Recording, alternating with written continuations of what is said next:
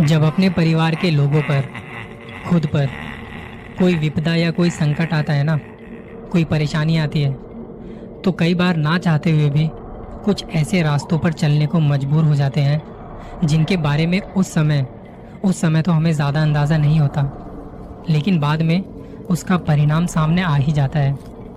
बहुत बार वो परिणाम आपके पक्ष में होते हैं, लेकिन ज़्यादातर परिणाम आपके विरुद्ध होते हैं। करीब 14-15 साल पहले मेरी एक सहेली की मृत्यु के बाद मैं वो सदमा बर्दाश्त नहीं कर पाई। एक लड़की जिसकी उम्र 28-30 साल थी, नई नई शादी हुई थी और शादी के बाद वो मेरे रिलेटिव के घर में उनके बेटे की बहू बन के आई थी। सब कुछ हंसी खुशी चल रहा था, सारी रस्में अच्छे से की जा रही थी, घर का माहौल खुशियों भरा था। शादी के बाद जैसे नए नए जोड़े घूमने जाते हैं, वो भी गए हुए थे। घूम फिर के और कुछ खास पल साथ बिता के जब घर आए तो एक दिन दुल्हन के घर से फोन आता है। उसे बताया जाता है कि तुम्हारी सबसे खास सहेली की मृत्यु हो गई है। ये बात सुन के जाहिर सी बात है उसे बुरा लगा, वो रोने लगी। तब उसके पति ने कहा कि हम चलते हैं तुम्हारे घर पर, तुम रो मत। पर लड़के की माँ को जब ये पता लगा तो उन्होंने कहा कि नई नई शादी है, नई नई दुल्हन को ऐसी जगह पर नहीं जाना चाहिए, बाकी बेटा तुम्हारी मर्जी। लेकिन बेटे को अपनी बीवी का रोना देखा नहीं गया और वो पहुंच गए उस लड़की के घर। वहां जाके उन्हें पता लगा कि जिसकी मृत्यु हुई है उसने आत्महत्या की है। वो किसी से प्यार करती थी, पर उस लड़के की शादी किसी और से होने वाली थी, जिसका दर्द वो सह नहीं पाई और उसने खुद को मौत के हवाले करना ठीक समझा। वहां जब दोनों पहुंचे थे तो उन्हें भी इस बात को सुन के बहुत दुख हुआ, बड़ा दुख हुआ। नई नई दुल्हन को उसकी पीड़ा समझ आ रही थी। वो 2 दिन वहीं रहे, अपने घर पर रुके रहे और फिर वापस आए। वापस आने के बाद माँ ने बहू और बेटे की शुद्धि की और फिर घर के अंदर प्रवेश करवाया। बहू जो थी उसने अपनी सबसे खास सहेली को खो दिया था, जिसका दुख उसे कई दिनों तक रहा। रोज पति को अपनी सहेली के कुछ ना कुछ किस्से सुनाती थी। कहती थी कि इतने साल हम साथ रहे, बचपन एक मोहल्ले में बीता, स्कूल कॉलेज सब साथ किया, और अब उसके बिना मेरा जीना बड़ा मुश्किल सा लग रहा है, क्योंकि मेरी सुख दुख की साथी थी वो। अब धीरे धीरे कुछ दिन बीते और इस बात को भूलने लगे ये लोग। पर अब इस लड़की में, जो नई नई दुल्हन बन के आई थी घर में, उसमें बहुत सारे परिवर्तन आने लगे। वो चिड़चिड़ी सी रहने लगी, काम करने में उसका मन नहीं लगता था, रात को नींद नहीं आती थी, दिन भर सोती रहती थी। खाना कभी तो बहुत सारा खाती थी तो कभी कुछ नहीं। वो कभी नॉनवेज खाती तक नहीं थी, लेकिन अब उसने नॉनवेज खाना शुरू कर दिया था। पति उसकी सारी हरकतों को नोटिस कर रहा था। उसने ये बातें अपनी माँ को बताई। माँ ने कहा कि बेटा, मैंने भी देखा है, तू एक काम कर, अपने फैमिली डॉक्टर को दिखा दे एक बार, वो दवाई वगैरह दे देंगे, वो ठीक हो जाएगी, तू चिंता ना कर। माँ को पता तो था कि कुछ गड़बड़ है, पर उसने अपने बेटे को कुछ ऐसा वैसा नहीं कहा। बेटा डॉक्टर के पास लेके गया, डॉक्टर ने चेकअप किया तो सब ठीक था, बस कहा कि थोड़ा रेस्ट करो क्योंकि तुम्हारा शरीर ना थका थका सा लग रहा है। कुछ दवाइयाँ लिखी और वो वापस घर आ गए। जैसे जैसे डॉक्टर ने कहा था उन्होंने दवाइयाँ लेना शुरू किया। दिन में तो दवाई लेने में कोई दिक्कत नहीं होती थी, लेकिन रात को जब वो दवाई लेती तो उसे उल्टी हो जाती और उसके बाद वो बस बेड पर पड़ी रहती, आंखें खोले हुए चीज़ों को देखती रहती, एकदम चुपचाप, एकदम शांत। उसका पति ये सब देख के बहुत परेशान सा रहने लगा। कुछ दिनों की ऑफिस से छुट्टी लेके उसने सोचा कि घर पर उसके साथ रहेगा। उसके साथ रहना ठीक समझा। वो उसकी देखभाल करता, खाना खिलाता था उसे, बहुत सारी उससे बातें करता था। लेकिन रात को वो अजीब सी हो जाती थी। एक दिन लड़के की माँ ने सोचा कि अपने घर के पास वाले पंडित जी के पास जाएंगी और बहू के बारे में कुछ उपाय पूछ के आएंगी। वो गई पंडित जी से मिलने और उन्हें बताया सब कुछ जो हो रहा था। पंडित जी ने सारी बात सुनी और थोड़ी देर बाद उन्हें बताया बहू पर उसकी सहेली का साया है।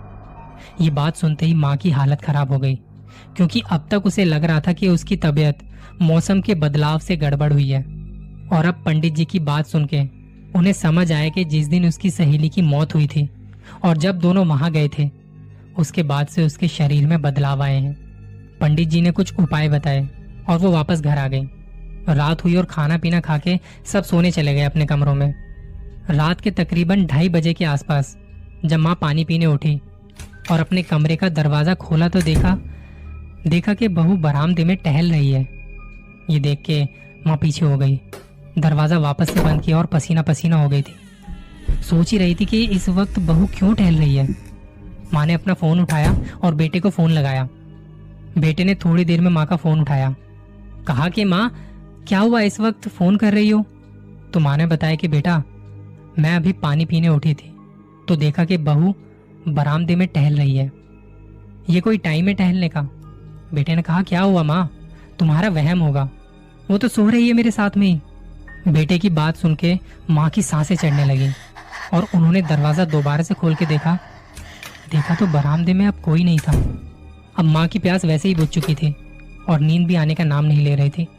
अगले दिन माँ ने अपने पति को और अपने बेटे को सारी बात बताई। दोनों ने कहा कि कोई बुरा सपना देखा होगा और इस बात को टाल दिया। पर माँ के दिमाग में ये बात शायद साफ थी कि उन्होंने बहू को ही देखा था और पंडित जी ने भी कहा था कि उसके ऊपर कोई साया है। दिन भर का काम निपटाने के बाद रात हुई। सबने साथ बैठ के खाना खाया और माँ की नज़र बार बार बहू पर जा रही थी। वो एकदम नॉर्मल लग रही थी, कोई अजीब बात नहीं थी। खाना खा के और थोड़ी देर बातें करने के बाद सब अपने अपने कमरों में सोने चले गए। माँ ने एक बार कमरे में जाने से पहले पलट के बहू की तरफ देखा तो देखा कि बहू उन्हीं की तरफ देख रही है और हंस रही है बड़ी अजीब तरह से। माँ ने खुद को जगाया और अपने कमरे में चली गई। आधी रात के वक्त जब बहू बेटे सो रहे थे तो माँ को बेचैनी सी होने लगी। बेटे को फोन किया और कहा मुझे डर लग रहा है, तू एक बार यहाँ आ जा, मैं तुझे कुछ बताना चाहती हूँ। माँ की बात सुन के बेटा गया उनके पास और माँ ने उसे सारी बात बताई कि पंडित जी के पास गई थी और बहू के बारे में उन्होंने ये सब बताया है। तो बेटा कहता माँ ऐसा कुछ नहीं है, तुम्हारी बहू अब एकदम ठीक है, मैं कल से ऑफिस भी ज्वाइन कर रहा हूँ, आप भी ना खामखा परेशान हो रही हो, सब सही है। बेटा माँ को सुलाकर अपने कमरे में वापस आया और देखा तो उसकी बीवी बेड पर नहीं थी। उसने आवाज दी, बाथरूम से पानी की आवाज आ रही थी। उसे लगा कि शायद वहीं होगी। थोड़ी देर इंतजार करने के बाद उसने दरवाजा बजाया पर अंदर से कोई रिप्लाई नहीं आया। उसने थोड़ा धक्का मारा तो दरवाजा खुद खुल गया पर अंदर कोई नहीं था। उसने पूरा कमरा छान मारा पर वहां कोई नहीं था। वो आवाज देता हुआ बाहर आया। उसने किचन में देखा, बालकोनी में देखा, उसे वो नजर नहीं आई। बस अब डाइनिंग हॉल बचा था। जब वहां गया और जो उसने देखा वो नज़ारा कुछ और ही था। खाने के टेबल पर उसकी बीवी खड़ी होके बाल खोल के गोल गोल घूम रही थी। जैसे ही उसका नाम पुकारा वो रुक गई और कुछ गुनगुनाने लगी। वहाँ की लाइट जलाते ही वो टेबल पर गिर गई। बेटे की आवाज़ सुन के मम्मी पापा भी आ गए थे। उन्होंने भी देखा और पूछा कि क्या हुआ बेटा, ये सब क्या है। सबसे पहले उसे बेड पर लिटाया, वो बेहोश थी। बेटे ने अपनी मम्मी पापा को सारी बात बताई। माँ ने कहा कि बेटा मैंने तो पहले ही कहा था कि बहू पर कुछ है, कुछ साया है। पंडित जी ने भी यही कहा था। जैसे तैसे रात निकली और अगले दिन देखा तो बहू का शरीर नीला पड़ चुका है। उसकी बॉडी पर नीले नीले रंग के निशान बने हुए थे, जैसे किसी ने उसको बहुत चोट पहुंचाई हो। माँ ने अब पंडित जी को घर पर ही बुला लिया और पंडित जी ने सब कुछ देख दाख के कहा बहू को बचाना मुश्किल है, इसे किसी तांत्रिक को दिखाओ, वही कुछ कर सकते हैं। मेरे कुछ दायरे हैं, मैं उसके आगे कुछ करूंगा तो वो उपाय उल्टे भी हो सकते हैं, कहीं बहू को नुकसान ना हो जाए। पंडित जी ने अपनी जानकारी में जो तांत्रिक थे उनका पता बताया और उन्हें जाके वहां सारी बात बताई। वो उनके साथ वापस घर आए। उन्होंने बहू की हालत देखते ही कहा इसके पीछे इसकी सहेली पड़ी हुई है, वो इसे अपने साथ ले जाके ही रहेगी। कुछ भी उपाय करना बड़ा मुश्किल है, फिर भी अपनी तरफ से कोशिश करके देखूंगा मैं। अब घर वालों के चक्कर कभी डॉक्टर के यहाँ लगते तो कभी तांत्रिक के यहाँ। डॉक्टर कहते कि रिपोर्ट नॉर्मल है और तांत्रिक कुछ और ही बताते थे। दिन बीतते गए और बहू कमजोर पड़ती गई। कोई भी उपाय काम नहीं कर रहा था। एक रात पूरा परिवार बहू के साथ बैठा था, क्योंकि बहू ने कहा कि मुझे डर लग रहा है, आप लोग मुझे अकेले मत छोड़ के जाना। कभी तो वो अजीब सी हंसी हंसने लगती तो कभी रोने लगती। घर वाले उसकी ये हालत देख के अपने आंसू नहीं रोक पा रहे थे। तांत्रिक को भी घर पर बुलाया हुआ था, वो अपने उपाय कर रहे थे। आधी रात के वक्त बहू के बदन में जोर जोर से कंपन होने लगे। सब पीछे हट गए, लेकिन उसके पति ने उसका हाथ पकड़ा हुआ था। कह रहा था तुम्हें कुछ नहीं होगा। और एक जोर के झटके के बाद वो एकदम शांत हो गई। तांत्रिक बहू के पास आया और उसने देखा कि वो अब एकदम शांत है। उसने एक कपड़े में कुछ बांधा हुआ था और बेटे को वो कपड़ा खोलने को कहा, जिसमें लिखा था, मैं वापस जा रही हूँ। प्रेम की पीड़ा को मैं अच्छे से समझ सकती हूँ। मुझे तो मेरा प्यार नहीं मिला, लेकिन तुम्हारा प्रेम मैं तुमसे नहीं छीनूंगी। और एक धुएं के साथ वो लिखा हुआ भी मिट गया। बहू को होश आया और उसे कुछ भी याद नहीं था। घर वालों ने तांत्रिक के आगे हाथ जोड़ के उनका धन्यवाद किया। उन्होंने एक घर को उजड़ने से बचा लिया था। ये तंत्र मंत्र की दुनिया बड़ी बड़ी ही शक्तिशाली होती है।